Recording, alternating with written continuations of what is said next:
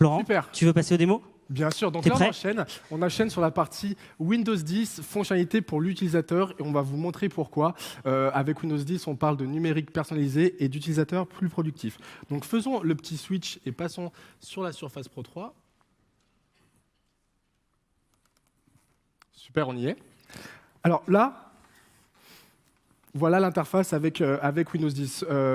Plutôt familier, j'ai l'impression, pour vous, surtout si vous venez de Windows 7, mais même si vous venez de Windows 8, et on le verra au cours de cette démo, il y a plein de choses qu'on va retrouver sur Windows 10, notamment les habitudes de navigation sur smartphone et autres. Donc là, je suis sur mon bureau, sur mon menu démarrer. Je peux accéder rapidement, on le voit sur la partie de gauche, à l'ensemble de mes applications, à l'ensemble des logiciels qui sont sur cette machine. Et ce menu démarrer, je peux également, du coup, le configurer en épinglant des applications modernes sur la partie de droite. Donc voilà, là j'ai fait un champ application classique, j'ai fait un champ plutôt productivité, j'ai fait un champ créativité.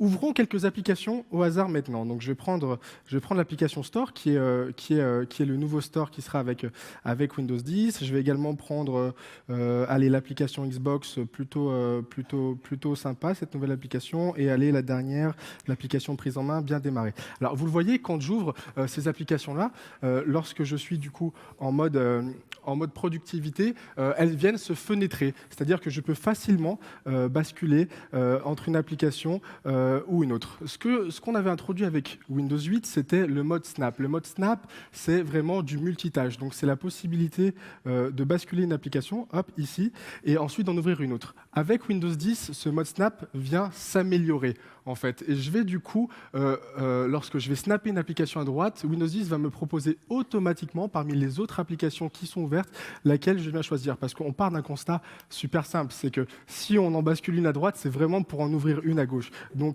on nous le propose de façon naturelle avec Windows 10.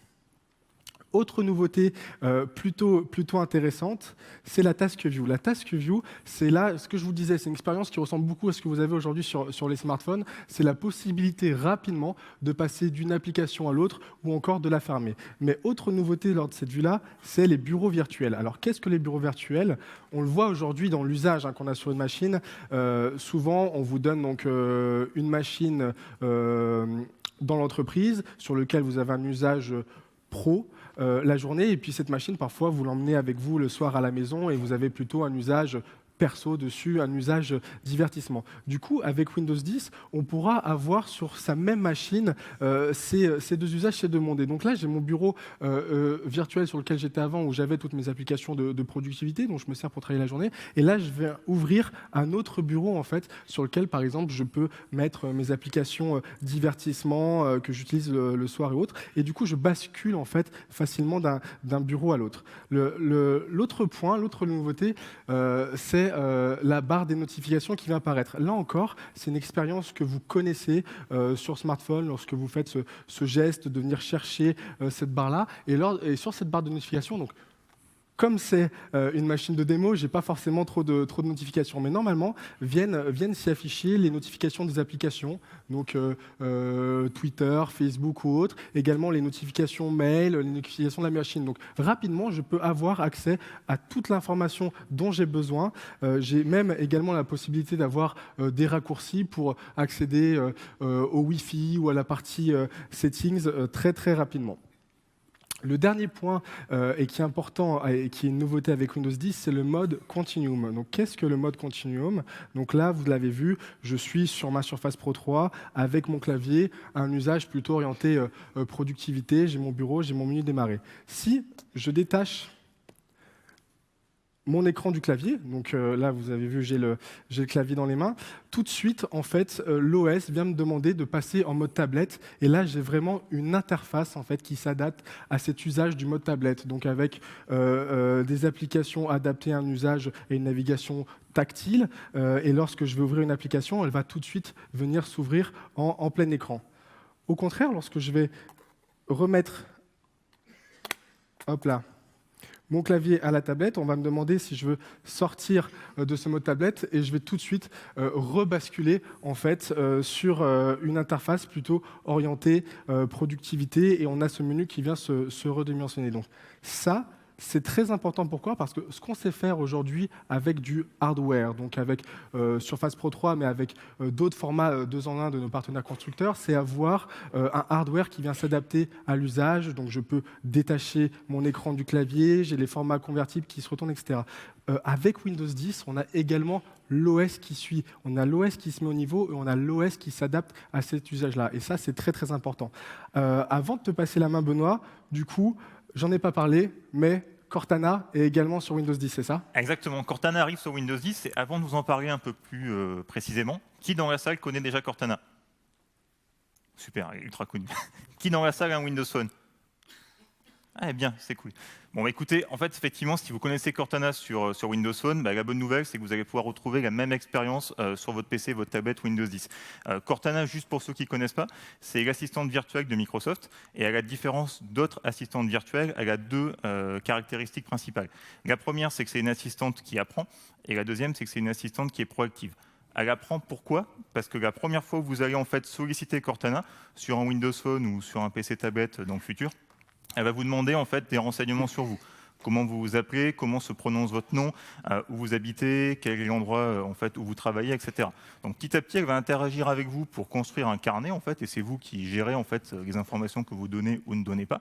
Donc elle va créer en fait un petit dossier spécifiquement sur vous pour pouvoir ensuite interagir avec vous de manière proactive. Un exemple très concret. Comme j'ai dit à Cortana où j'habitais, elle peut tous les jours en fait m'envoyer un rappel proactivement pour me dire, compte tenu du trafic, il faut que tu partes un quart d'heure plus tôt aujourd'hui pour arriver à l'heure chez toi à 19h par exemple, ou il faut que tu partes une demi-heure plus tôt pour arriver à l'heure à ton rendez-vous que tu as mentionné en fait dans ton agenda dans Paris. Donc il y a vraiment ce côté-là en fait proactif avec Cortana sur Windows Phone. L'autre point sur Windows Phone, c'est qu'elle est en version alpha, donc elle est en train d'apprendre le français. Donc pour ceux qui l'ont déjà testé, n'hésitez pas, on est en train de prendre un maximum de feedback pour qu'on ait justement la meilleure expérience possible sur la partie PC et tablette. Et le dernier point, c'est ce que vous voyez ici, c'est OK, elle en apprend un maximum sur vous, elle essaie en fait d'interagir de manière la plus naturelle possible avec vous, mais aussi elle a une vraie personnalité. C'est un peu Ghost in the Shell Cortana d'aujourd'hui, en fait, elle peut vraiment interagir avec vous, vous raconter des blagues, elle a une vraie personnalité propre, c'est pas simplement un robot qui répond à vos questions en fait. Elle fait le cri du dindon, c'est ça? Ouais, exactement, elle te chante des chansons aussi. Comment ça se passe l'intégration sur la partie Windows 10 en fait? Donc concrètement, ce que vous voyez là, en fait, c'est l'interface en fait, de Cortana sur la partie PC. Donc, vous allez retrouver exactement la même interface entre votre PC et votre Windows Phone, exactement en fait, les mêmes informations que vous aurez déjà renseignées sur votre téléphone. Donc, tout l'amour que vous êtes en train de donner à Cortana actuellement, ce n'est pas du temps perdu, parce que quand vous l'aurez sur votre PC, votre tablette Windows 10, bah, tout ce qu'elle a déjà appris sur vous, elle sera capable de le réutiliser en fait, dans le cadre d'un usage PC ou tablette. On va rajouter 2 nouvelles fonctionnalités. 3 en fait. La première, quand vous serez en usage PC tablette, Cortana, ça va devenir votre moteur de recherche universel à l'intérieur de votre PC ou de votre tablette. Vous cherchez un paramètre, vous cherchez un document, bah, vous pourrez directement le faire en demandant à Cortana. Donc ça, c'est pour vous rendre encore plus productif dans un mode PC tablette. Deuxième chose, vous pourrez également lui dicter des emails sans du tout utiliser le clavier. Donc comme vous lui dictez des SMS sur un smartphone, là, vous pourrez directement lui dicter des emails. Et le troisième scénario, je le garde pour plus tard, il est encore intégré dans une autre partie de Windows 10 en fait, mais c'est un petit peu de teasing pour la suite en fait. Mathieu, et en parlant effectivement d'expérience, j'ai complètement loupé ma transition, donc je vous fais en live. C'est pas grave, d'expérience commune, on va parler des Office Universal Apps. Avec Mathieu. Avec Mathieu à la démo. Ouais, merci Benoît. Donc les Office Universal Apps, donc elles sont disponibles dès aujourd'hui et depuis quelques jours.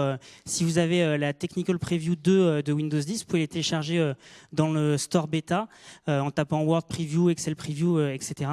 Et l'idée des Universal Apps et des Office Apps, c'est de vous donner une expérience qui soit continue, quel que soit votre device, sur votre outil de productivité préféré, qui est Office, et de vous donner une interface que vous connaissez et de vous permettre de travailler sur ces documents.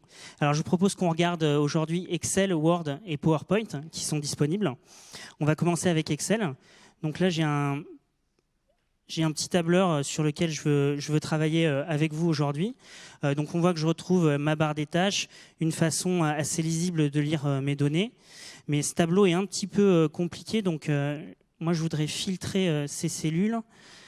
Voilà, donc on voit qu'en 2 touches, je peux filtrer et je retrouve un menu de filtrage qui est assez ergonomique et simple à utiliser. Et en un clic, je peux filtrer mes données. Ensuite, j'aimerais bien... Il y a une application que j'aime bien aussi, c'est... Des fois, mon texte est un peu long pour ma colonne, donc il faut à la souris aller chercher le haut de la colonne et puis resizer.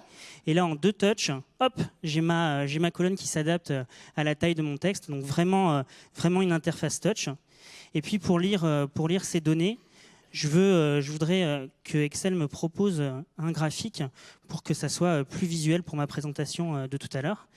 Donc, je vais aller à Insertion et je vais demander à Excel de me recommander le meilleur graphique pour lire ces données. Et on voit qu'en un clic, hop, j'ai mon graphique avec mes données qui apparaît tout de suite.